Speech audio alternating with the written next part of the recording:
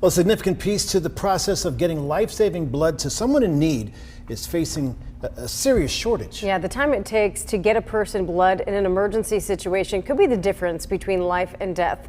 According to the American Red Cross, every 2 seconds, someone in the U.S. needs blood and/or platelets. And for some patients, the need for blood is large and urgent. And now the organization that helps so many is now asking for your help. The Red Cross has a critical need for volunteer drivers. As WVTM 13's Lisa Crane shows us, they need people to get life-saving blood to the people who need it in an emergency.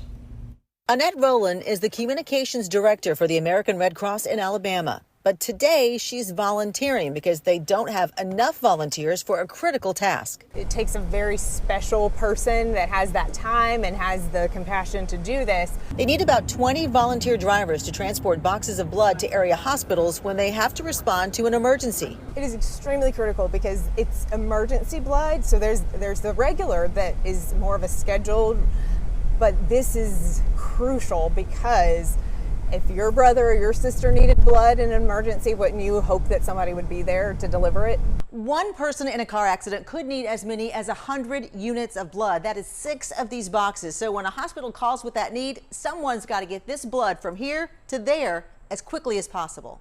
They'd like to have a total of 25 volunteers to call upon. Right now, they only have 5. If we find ourselves in a position where we don't have the volunteers who are willing to deliver the blood, then that means that we may have to look at paying hired contractors, and that cuts into our ability to provide. That would mean less money to respond to tornadoes, floods, fires, and other disasters.